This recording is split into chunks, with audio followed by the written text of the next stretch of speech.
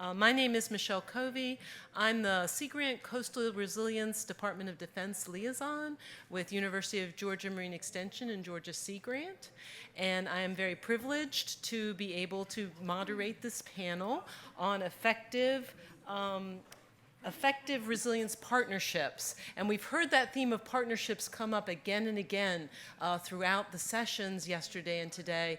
And what our very esteemed panel is going to talk about is some of the really innovative and effective solutions that they have actually been working with through with their partners. And so what we've asked the panelists to address is strategies for creating and funding innovative and long-lasting partnerships. And what we've constructed, and I've neglected to attribute my co-coordinator on this panel, Pamela Berkowsky, so not only a panelist, but also an organizer of this panel.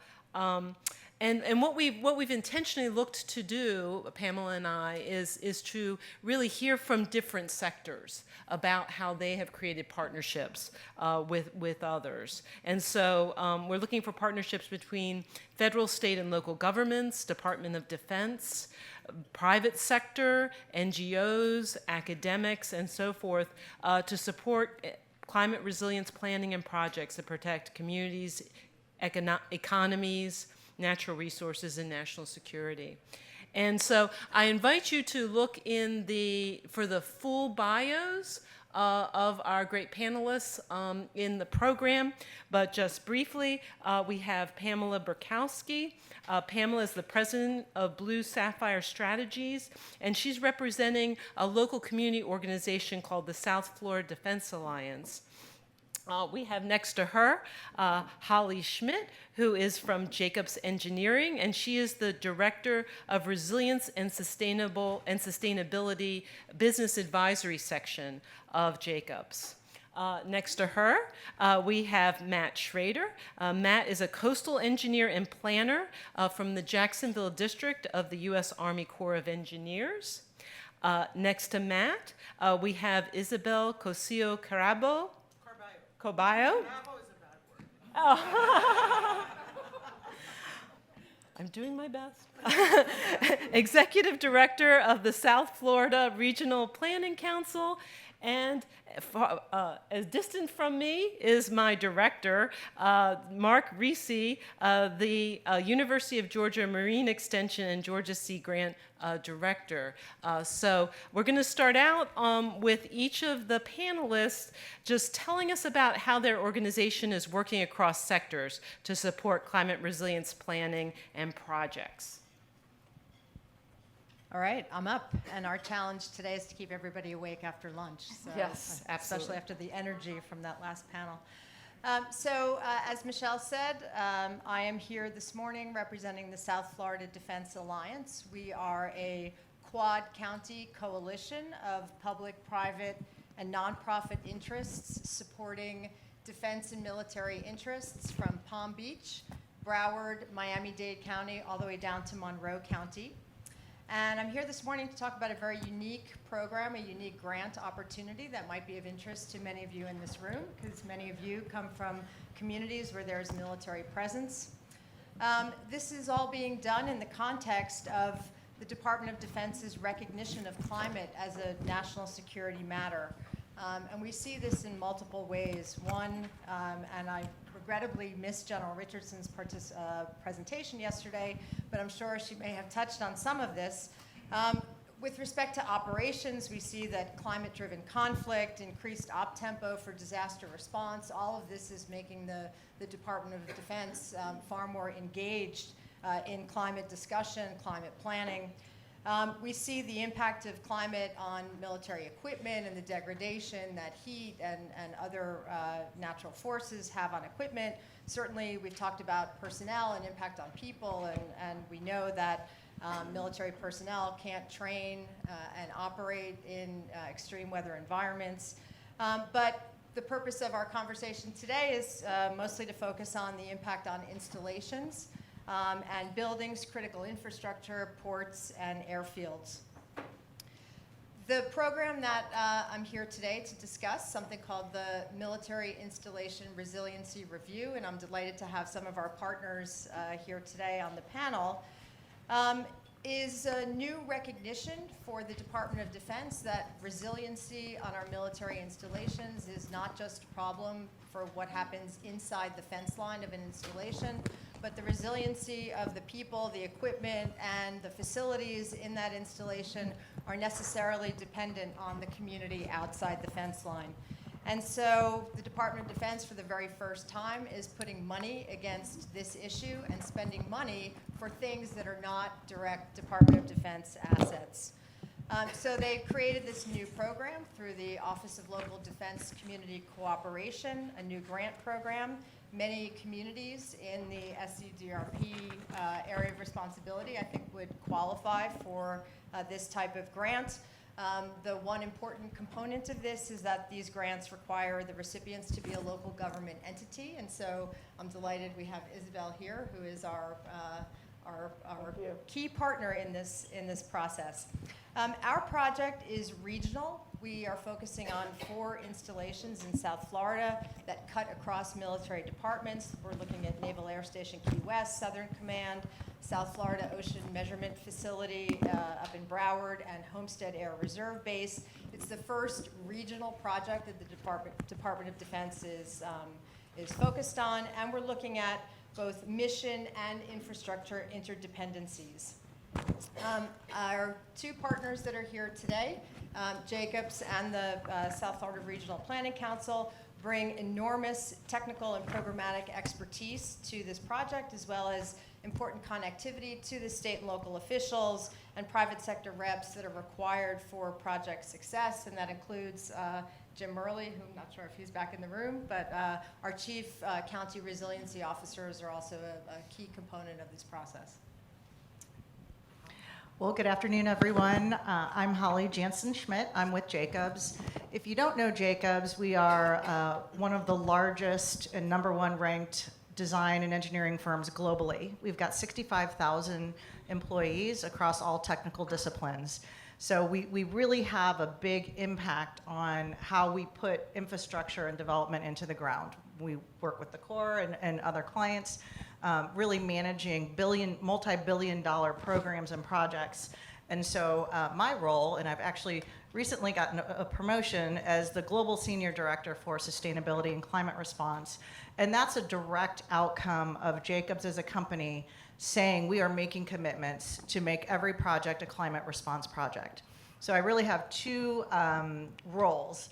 I'm working with clients to help clients really address not only resilience, but sustainability, ESG, and looking at a predictive way of how they're developing so that we are not encouraging or delivering projects for at-risk infrastructure. So a great example of that would be an energy client that wants to do a solar array, but puts it in the 100-year floodplain.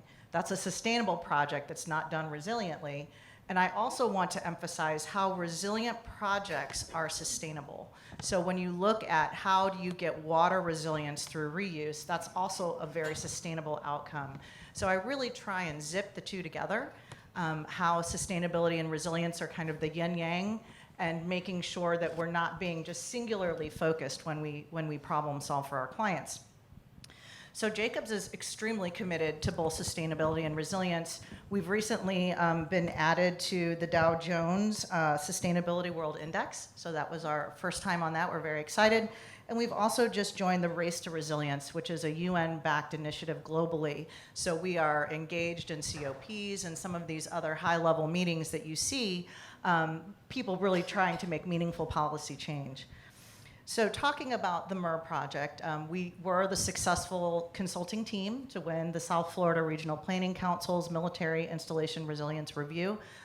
Pam and Rick Miller and the South Florida Defense Alliance are our partner in that. But we also just won a MER on the Emerald Coast. So that is also a multi-county area on the panhandle of Florida. But we're pursuing these throughout the country. And it's an extremely beneficial program to both the communities and the military installations. And I think that recognition that there are codependencies between the communities and the installations, where historically there was more of an islanding mindset, right? You'd see a land use diagram and the military installations would just be blank. So we're really blurring that line and really understanding where are those vulnerabilities both internally and externally. I also gained a huge amount of knowledge post-Hurricane Michael in 2018 that really devastated Tyndall Air Force Base. So Jacobs came in as a sub to KBR, and I, for about a year and a half, relocated up there and tried to figure out how that $5 billion investment was really going to be spent so that it's more resilient, sustainable, and had smart technologies. And so we looked at all of the pre-design guidance, which is a real, I think, gap that needs to be filled between ambition and action. So there was many, many lessons learned there for coastal communities, both recovering from a disaster and how to really rebuild back to be stronger, more efficient, and intelligent. We also kicked off this week a very exciting project called the Miami-Dade Resilience Hubs, and Mayor Cava was there on Monday, and lots of folks in this room that I recognize from that event. And that really starts to bridge what the last panel was talking about, that resilience isn't just physical resilience. There's also a social and human component to that in addressing vulnerable neighborhoods and vulnerable communities, but also a business environment component to that. Things like supply chain and materials and making sure that you can move products back and forth. So it's a real holistic scope of work, and that will identify 3 permanent resilient hubs that will be constructed in 3 targeted communities. And then lastly, I'll mention an exciting project that we're doing with the Corps of Engineers with their research and development arm, ERDIC. It's called Engineering with Nature. And we are working across, we did it at Tyndall, but now we're working across 3 geographies with the Department of the Navy. So the Southeast, the Southwest, and I was just in Hawaii last week. It was a really tough gig, but I suffered through it. But what we're looking at there is inside the fence line vulnerabilities and how can we use nature-based solutions to solve things like erosion and sea level rise and excessive stormwater flooding, water quality. So all of those have partnerships, all of those are multi-sector, and all of those are uniquely solved through strategic partnerships, and we can talk a little bit more about that further in the panel. Great. Thanks, Matt. Hey, good afternoon. Matt Schrader from the Army Corps of Engineers. I'll just start by saying broadly, and I think as many know, the Army Corps of Engineers is involved at many levels with resilience. Project level, just examples, if you went out to Miami Beach here, Miami-Dade County beaches have been constructed since the 1970s. That's a nature-based feature. Incredibly effective, so effective that you wouldn't even know that it's actually an ongoing construction project. Also on the regional level, the South Florida, Central and South Florida Flood Risk Management Program, or the CNSF, that's a regional inland flood canals. You've walked across them if you walked around the Brickell neighborhood, et cetera. Again, you wouldn't really necessarily know what they're there for, but that's for flood risk management. So the Corps and its partners very much involved in those levels. I was most recently, for the past 4 years, I was the lead planner for the South Atlantic Coastal Study, which covered North Carolina all the way around Florida to Mississippi, Puerto Rico, and the U.S. Virgin Islands. So a giant area looking at comprehensive coastal storm risk management tied into what other stakeholders in those areas were doing. So not just a core study, but what can everybody do jointly to address particularly coastal storms and their increased risk as a result of sea level rise. Following on from that, I went to work with our South Atlantic Division in a little bit more focused area, which we call regional sediment management. To just quickly break that down, as we dredge navigation channels. When we dredge that material, we would like to do something, or something beneficial should be done with it, right? A lot of the nature-based features that we're discussing, they require sediment to construct, whether they're beaches, and the sediment might come from offshore, or whether they're saltwater marshes, even mangrove systems that may not be able to keep up with sea level rise. Sediment is one of the key ingredients to kind of keeping those things resilient as climate changes. So that's the arena that I'm more focused in now.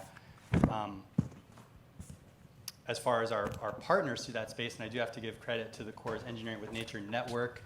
and I think that several folks on this panel are involved in the network because it involves universities, it involves contractors, et cetera. But what Engineering with Nature has done, and I encourage you to just Google that term if you haven't seen it, but to a certain extent, they've opened up the door or helped open the door on a national level, but particularly in the United States, at the Washington level, which is relevant to me, or to the Corps, that now we're seeing an emphasis on nature-based features in what the Corps does.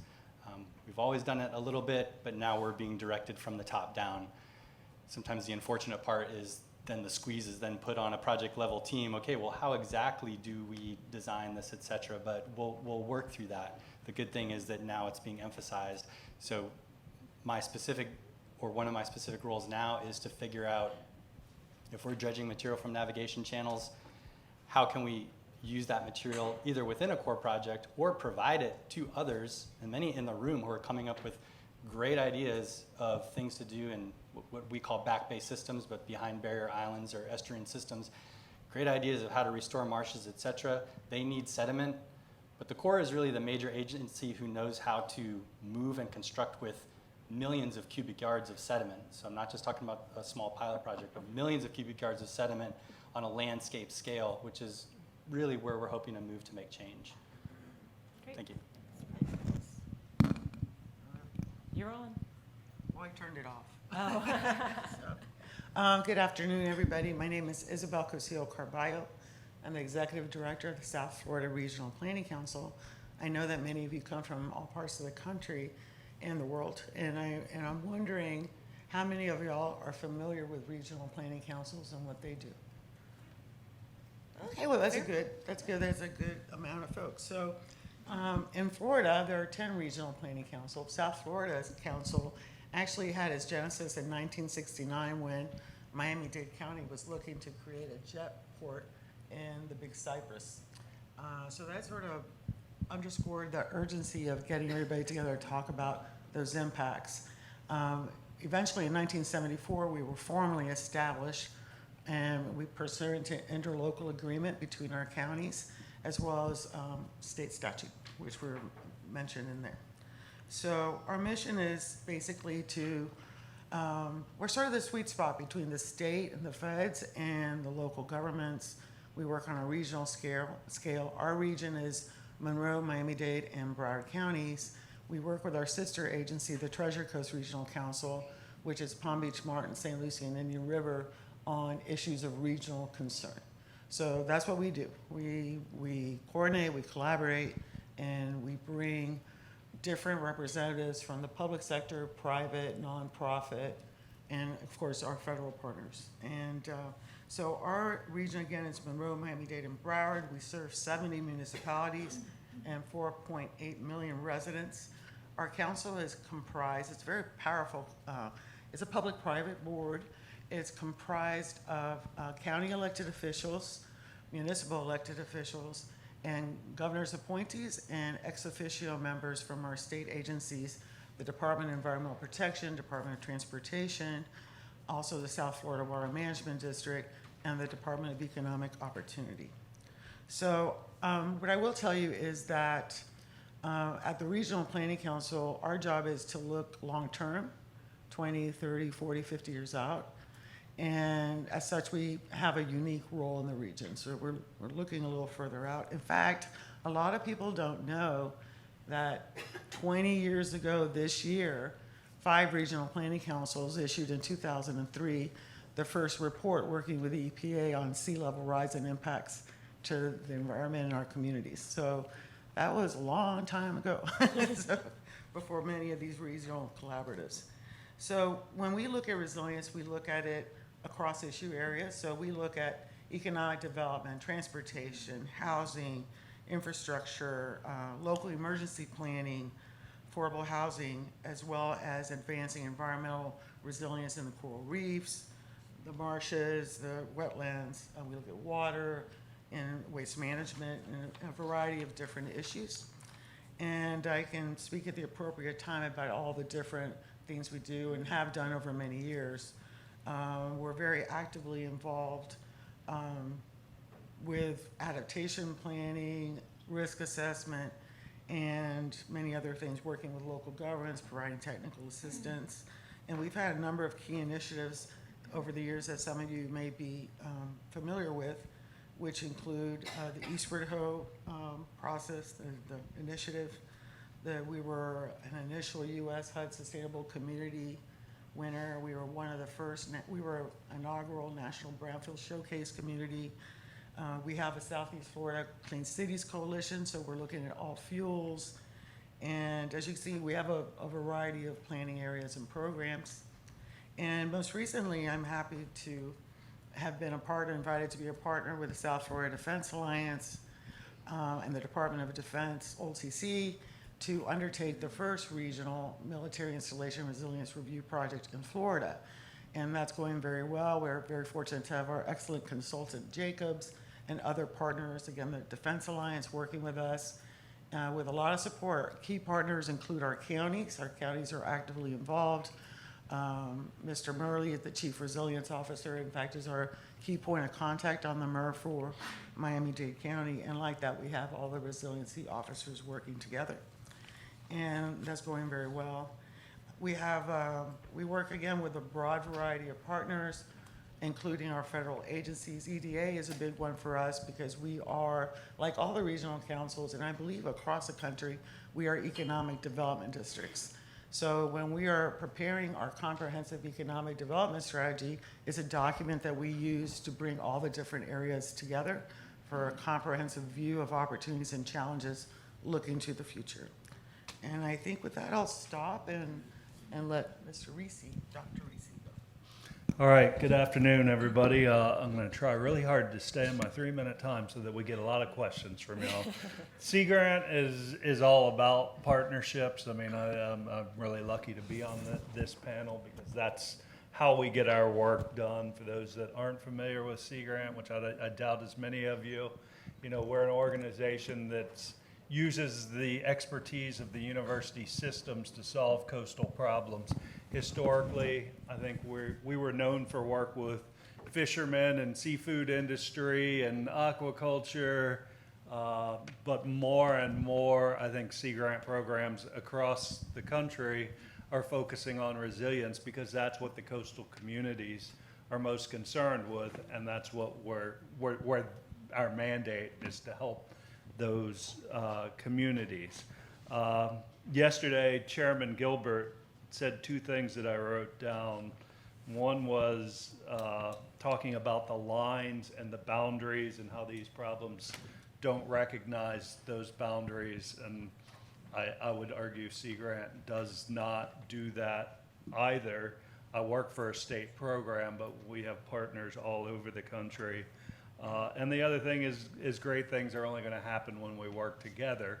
And that's what this panel's all about, I think, with partnerships. So, some of our partners in the work we do are our Sea Grant network. We have expertise in 34 states around the country. I work with Susan Lovelace in South Carolina on a variety of issues and view her people as partly mine. I work with Florida Sea Grant a lot. We have partners with all the state agencies in Georgia. I work with GEMA, our CRD, our Coastal Zone program. We have partnerships with every university within the state of Georgia. They all participate in our grant programs. I work with NGOs all the time. Victoria, who talked this morning, is one of our valued partners in the Gullah Geechee community. But basically, all sorts of NGOs work with us. And I actually, when we hire people, I always tell them 2 things. A, I want you to be the best at what you're doing. If you're going to work for Sea Grant, I want people to recognize you and come to you for the answers. And B, none of those answers have to be your answers. What we need to do is we need to have the partnerships in place to know to go get the right answer that you're seeking. And we only do that through collaboration and knowing people to work with. One final thing I'm going to throw out is, Michelle, everybody mentioned DOD, and so I don't even know that I need to do it, but her position with us is all about creating those partnerships to help advance resilience for our community. She has a mandate to work regionally, just because that's where the funding source was, but really I'm interested in helping Georgia communities as well as the other ones. But DOD's budget, if you took all of NOAA, it's less than almost 2% of what DOD gets annually. And when DOD says we're going to work outside the fence line, we're going to start working with these communities, it's a significant opportunity for us to bring our coastal communities resources.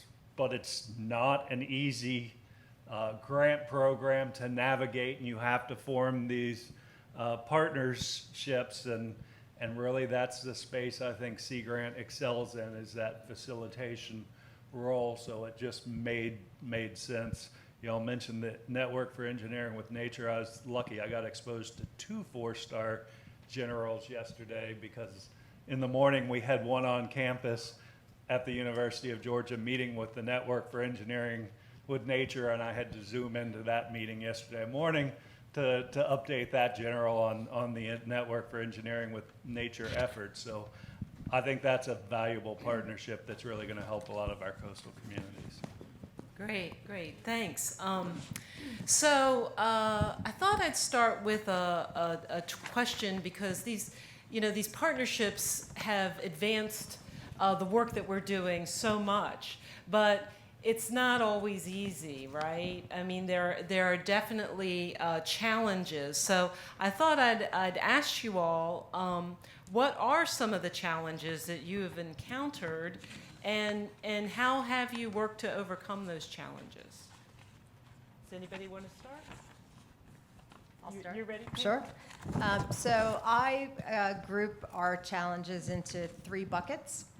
The first being bureaucratic, and that for us, South Florida is what I'll call a non-traditional defense community. It's not like there's a big military installation sitting in the middle of our city and everything revolves around that. Our city is lots of other things. Most normal people get up, go to work, don't think that there's a military facility in their backyard or across the road. But we have had here in South Florida one of the most robust focuses on climate and resiliency for the past more than a decade. Our municipal authorities have come together in something called the Southeast Florida Climate Compact. I'm sure you've heard about that in the course of this meeting. But the Department of Defense and our military assets in our community, though a very significant stakeholder here in terms of the number of active duty, reserve, guard, retirees that we have here in South Florida, the economic impact that we have in South Florida is the largest growing economic sector. Our military community was never a stakeholder at the table for those climate and resiliency conversations over the last decade. So our first hurdle was a bureaucratic one, an advocacy one of gaining that seat at the table, which I think, given the conversation that we're having today, I think we succeeded in overcoming that challenge. Our second one has been one relating to data collection, and for our project in particular, we've had numerous hurdles with respect to legal requirements and privacy and security concerns and all of that. So as each one of these has come up, we have tried to address those. And our third, I would put in a bucket called policies, and that is we have a series of layered competing policy interests, standards, codes.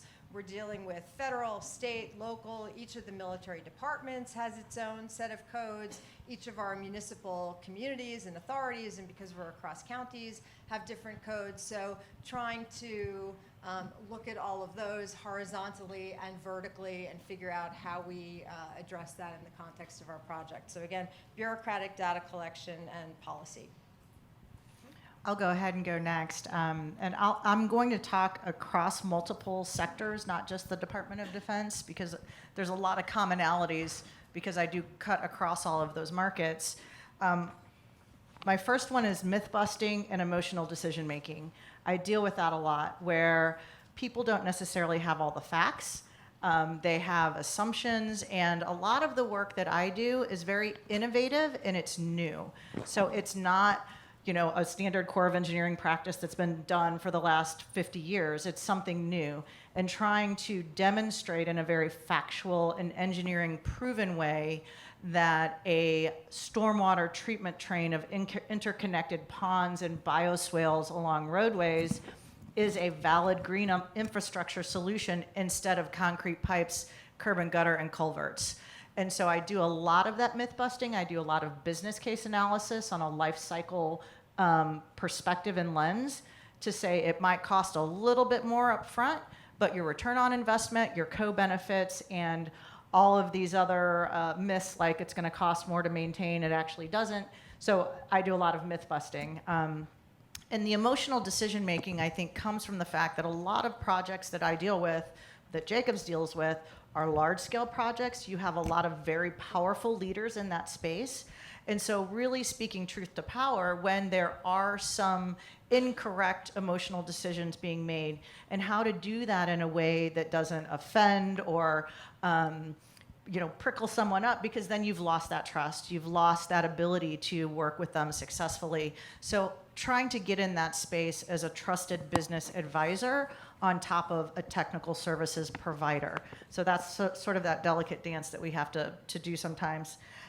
My second one, and Pam, you kind of touched on this, is opposing opinions and intentions. And so I will speak about the Department of Defense and then the communities. So we did a 2-day work session on the MER yesterday and the day before, and we might have flagged something where the military installation said, there's a flight line, it's our mission critical piece of infrastructure, there's encroachment into our approach departure zone, which is a threat to our mission because it's also a risk to the community. So we don't want development in an area that's currently not developed. To where the community may say, well, for our economic development incentive, we want to get a developer in there, we want to generate revenue, but they're not necessarily talking to each other. So it's just a matter of getting those stakeholders and they're all clients, right? They're all part of our client group in the same room and really understanding what's driving the other and making a decision together and collectively about what is the best course of action. And the third one is that in the resilience space, we've been doing a lot of resilience projects, Jacobs for a long time in the water space, right? Water resilience. But really comprehensive resilient solutions, it's very much an emerging and innovative space right now. And so you don't have 50 examples that you can look at and learn from and say, oh, they did it this way over here, we'll apply that to our space. It's very hyper-local, and it has to look at the climate, the culture, and the context of where you're working. And those have to be appropriate solutions. And so we can't just take something that was done over here and apply it over there. We have to really study those hyper-local conditions. And so it takes more time. It takes more funding. It takes more innovative partners. It takes academia, the scientists, the community members that know how to get things done to really get that to be a real effective solution. So it's not easy. It's very complicated. And so, we're just finding that it just takes more time than you'd think. And that we as the solution providers and the problem solvers have to communicate that these aren't typical projects. This is beyond business as usual. And that to really get that hyper-local solution, even if you have a client with lots of different assets, it's just going to take a little more investment. Right. Anyone else? Ditto. Particularly to the myth busting. I would love to see that presentation. I've got it. Yeah. For us as well, for beneficial use of dredge material, really making the business case within the core, that money comes from our navigation business line. We have so many channels to dredge. We get the funding from Congress. Usually we can't dredge as much, as many channels as we need to get the goods and services in through those channels. So it's a tight space to work in. So making the business case of how we are actually providing value to the nation by beneficially using material, which could cost a little bit more for one event, but looking at the life cycle costs, which I think you mentioned, or the long-term costs and the long-term benefits, is something that we're making headway in. And particularly now, as I said before, with direction coming down from Washington that thou shalt look at nature-based features more, thou shalt beneficially use dredge material. Up to 70% is what the Chief of Engineers has said. We currently beneficially use about 30%. They want to see 70% by 2030. But also, if you have the Department of Defense and military installations saying, no, this is smart, then that's good for us. Because essentially, we work in the civil space, but we also work for installations essentially as contractors, and we can dredge their channels and beneficially use it too. So the business case is improving, but there's still some work to go there. Great. Mark or Isabel, either one? Go ahead. So I have two main challenges. One is capacity, and I mean the sense of urgency on these resilience issues is out there, and every single community in Georgia would love to have us working with them. I've got one resilience specialist, and I've got a little bit of grant funds to share with a couple people, but I don't have the capacity to do that, to work with everybody that needs or wants help. And so we try our best to, again, we use partnerships to try and address that. And actually, with the Infrastructure Act, I love the Infrastructure Act. There's a lot of money coming down. But I have serious concerns in Georgia about whether or not our communities are going to have the ability to access those funds. So to try and address that, I really want to call out Lindy wherever she is. She really helped us with our coastal zone partner pull together a funding workshop, and the idea was to bring in the public sector with some of these communities, talk about the opportunities that we saw coming, and really, I think the only way we're going to be able to take advantage is through engagement of the private sector and helping develop those relationships so that they can jointly help us meet the needs of our communities. And the second problem is very related. I really want to commend the panel right before this in terms of addressing underserved audiences. I am proud of the work we are doing to do that, but it is extremely frustrating because the more you do in that space, the more you realize how much there is to do in that space. And so it's sort of one of our biggest challenges is how do you do that? And I can tell you the problem with systemic problems is that they are systemic. They build upon themselves. It is much easier for us to work with somebody that's got a deep pocketbook and can pay for answers, can go out and hire that consultant, and we can step away from the project once we've got it up and going.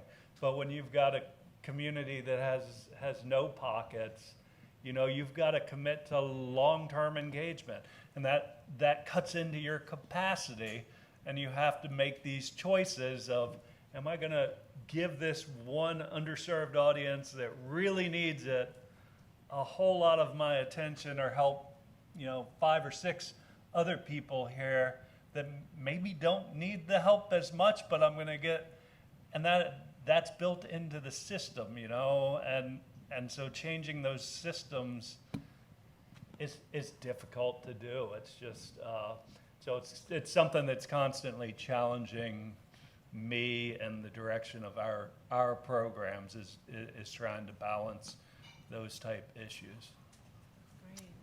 Great. Thanks. Excellent comments all around from the panel. So I consider myself very fortunate to work at the Regional Planning Council, because the Regional Planning Council, unlike many other organizations, was designed from the very beginning to bridge jurisdictional boundaries and to create regional partnerships. And we've had, again, almost a 50-year history and more of working as conveners. And so I'm going to talk more about our strengths first. It's meant to encourage you to work with your regional councils on these things.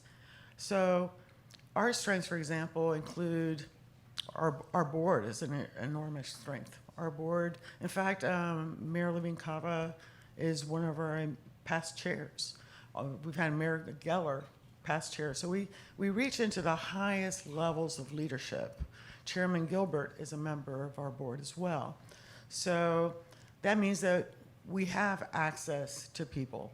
And I will say that I've been at the council 27 years. So breaking these barriers really comes down a lot to having friends in lots of places, knowing people, relationships.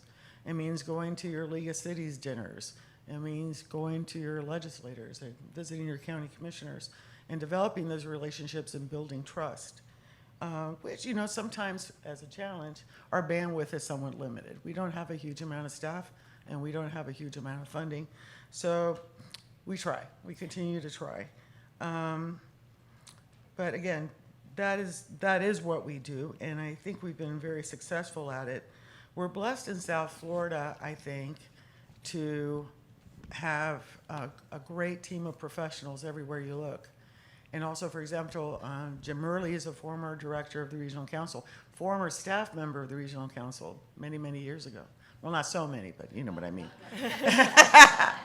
So, and Galen there, and I see Tiffany Troxler. So we have a network of friends, I consider them friends, that are everywhere throughout the region, and they're very talented people.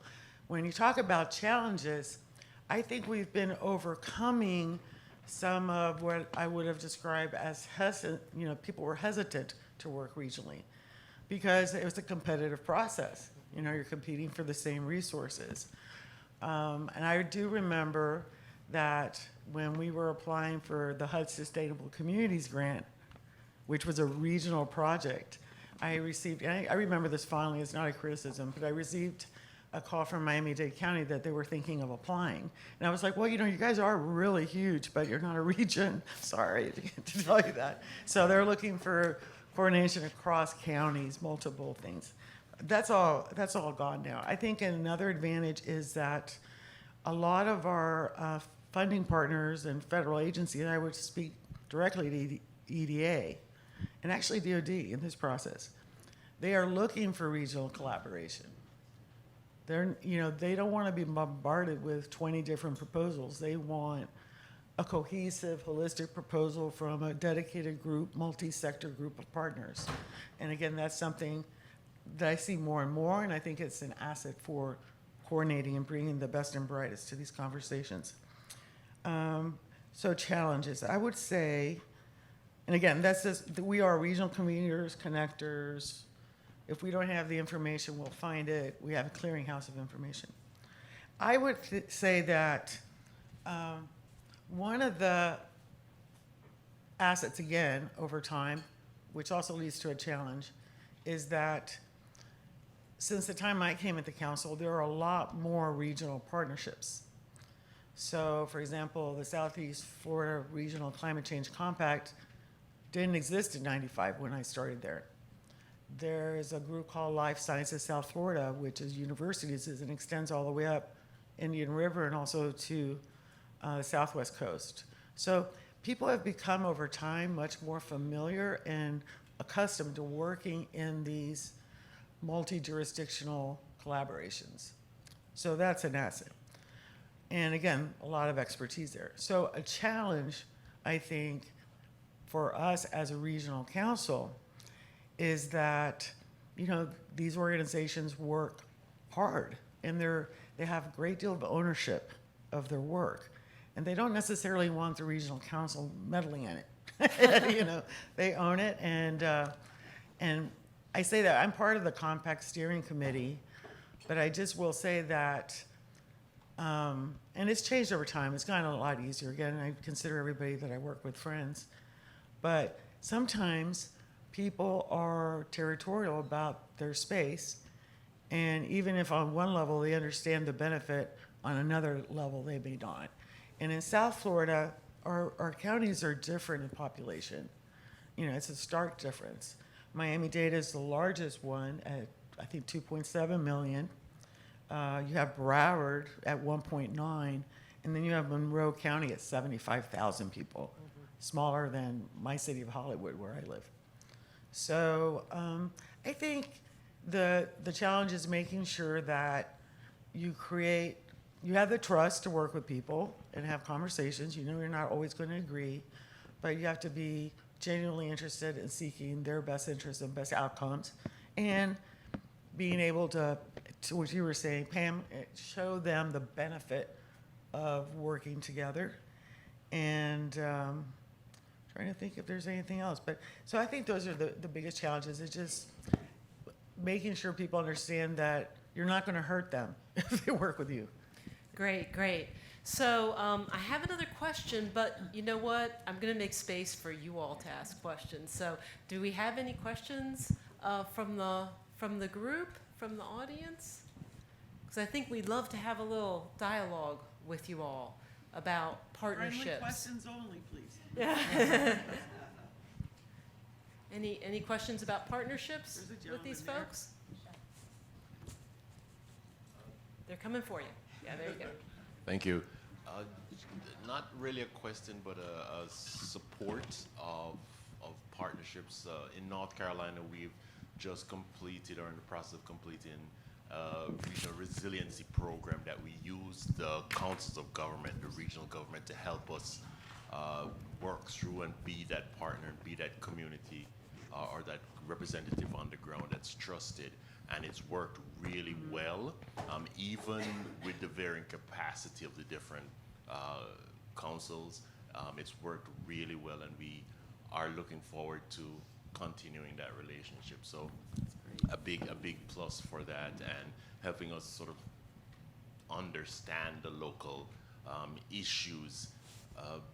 The other thing, I just wanted to be selfish and put in a plug for our upcoming funding forum that we're hosting at the end of February, to bring the project proponents, the supporters, the political directorate, and get everybody ready to access all this funding that's coming. We get the notice of 6 weeks, something comes out and it closes in 6 weeks. We're trying to get folks to understand that to access this pot of money, you really need to do your homework before and be ready for when the announcement comes out. So we're trying to get folks together to do that for primarily the eastern half of North Carolina.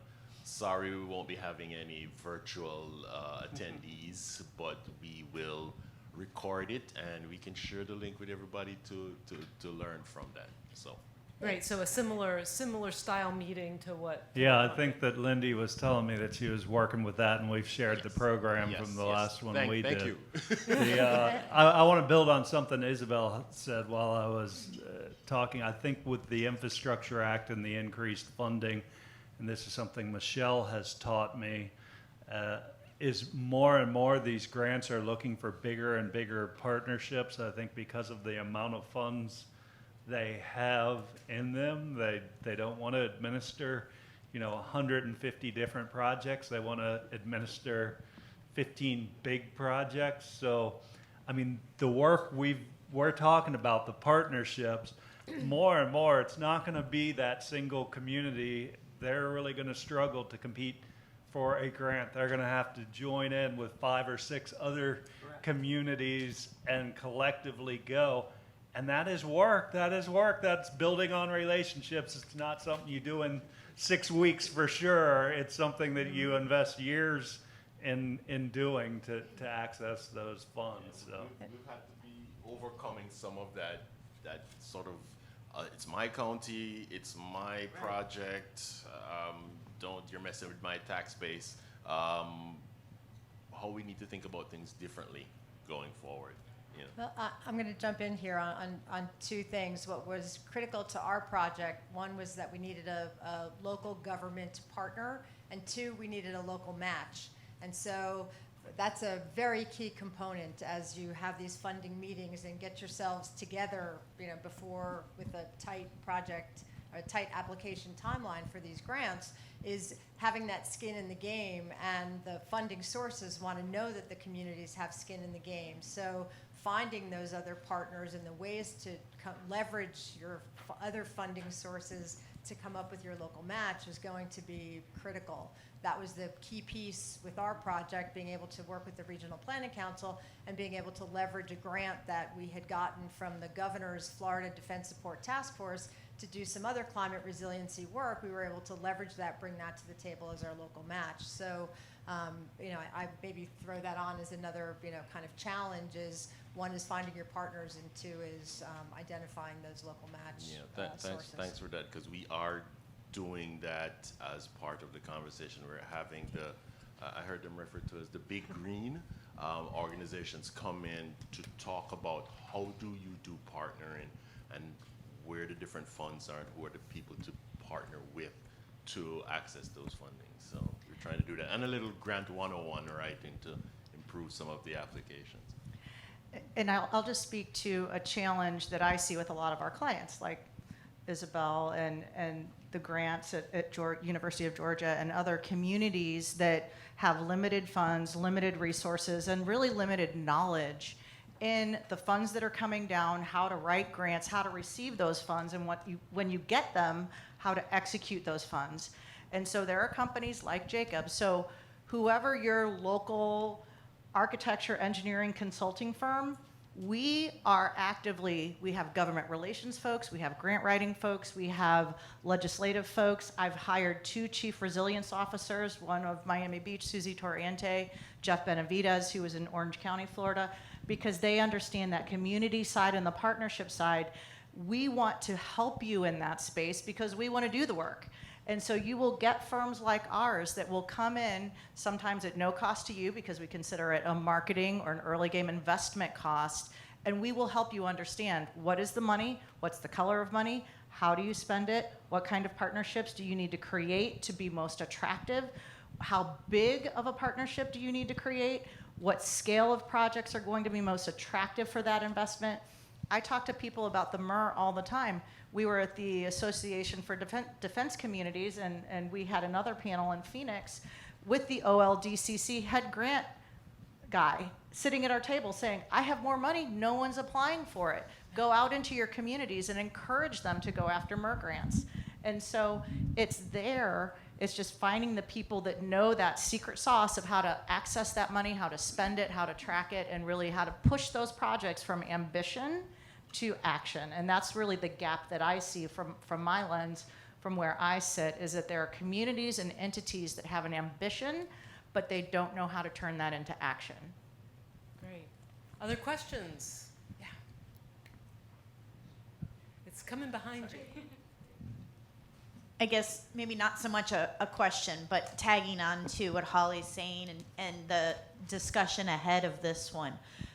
I foresee this as an area that could have the potential to just expand the inequality gap.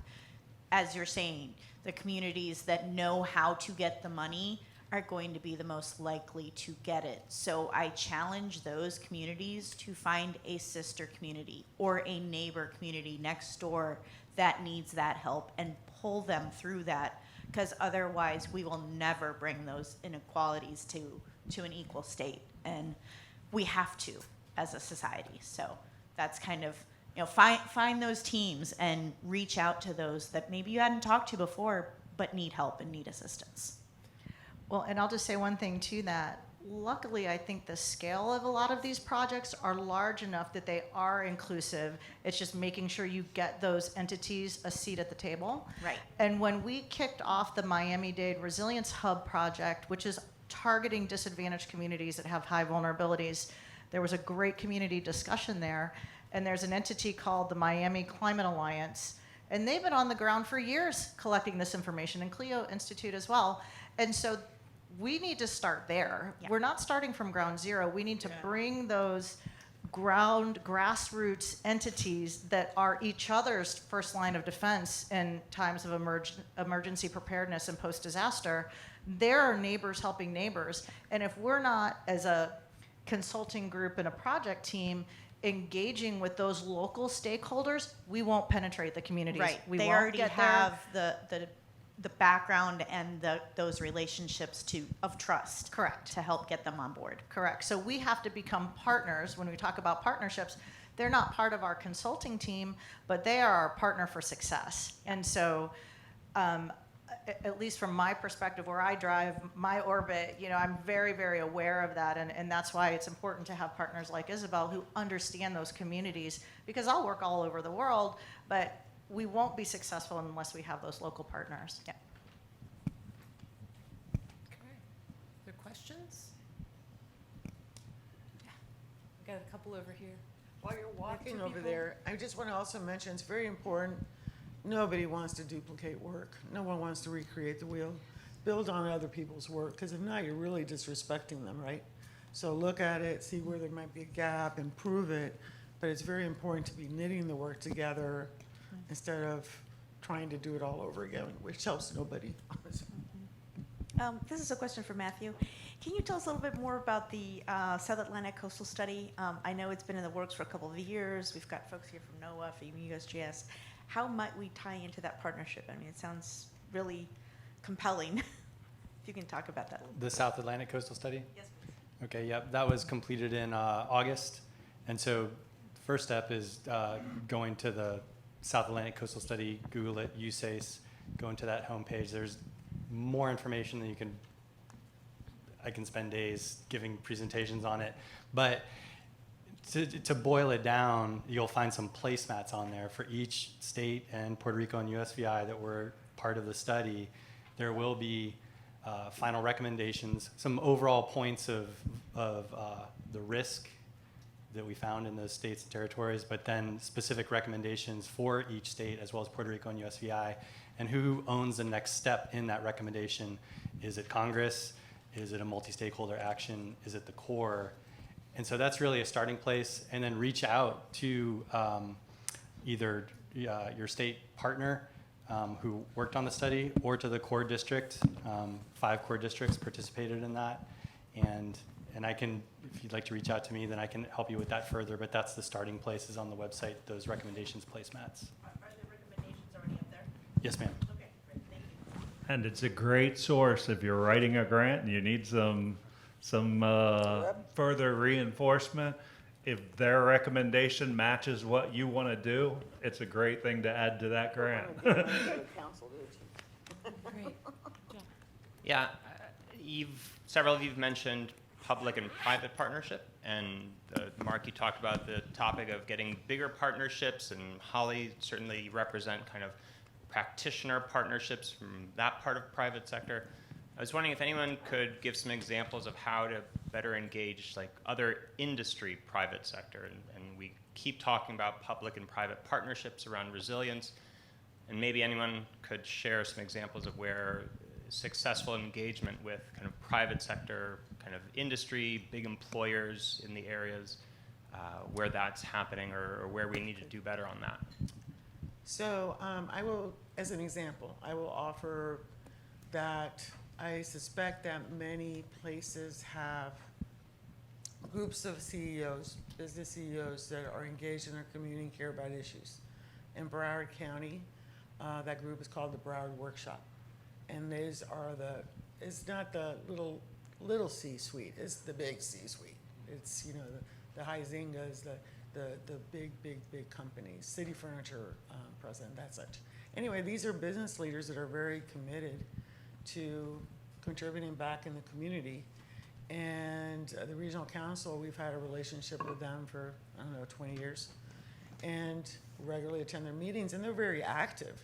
They have policy committees that work on urban core issues. They have a resiliency committee that was key to creating a business case for resilience and helping to bring in other business leaders into advocating for resilience project adaptation, mitigation, tackling insurance issues, putting their own money in the game. So for me, if you really want to get into those private sector groups, I think that's very important.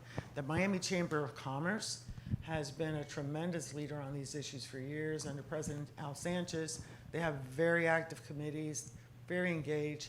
They have a resilience forum every year, and you don't miss that forum. You go. That's a place to go. So I do, obviously, you have to do a scan of your community and find out what your business assets are. Another strong partner for us are economic development organizations, our career. We put them all together. The Fort Lauderdale Alliance is a huge partner. In Palm Beach County, there's an EDO with Kelly Smallridge, a tremendous woman, incredible. The Beacon Council. So all of these organizations, and many of those are funded also by the counties, right? They get some of the funding.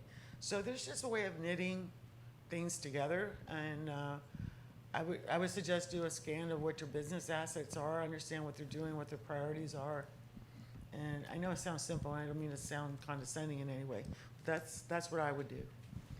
Well, and I'll just say, Isabel's talking about how to look at that on your community scale and your regional scale. On a national scale, I would look at a lot of professional organizations like the Society for American Military Engineers, right? I was just contacted by them today to speak later in February. The American Society of Landscape Architects are doing a ton of resilience work because it's all about design with the land, and they just came out with their climate action plan. So American Planning Association, the Urban Land Institute, those are active in your communities, and they're usually working with a lot of community partners, and that's where you'll get all the private sector folks that have those like-minded professionals within that professional organization and want to do good in their own community. So going to those national platforms and seeing how they can help you in your community is also a great way to kind of complement the strategy that Isabel just outlined. And many of those have state-level affiliates as well, right? Chapters. Well, unfortunately, we are out of time, but these folks will be around at least for a while. So if you have any questions, please come up and help me thank them for the great panel.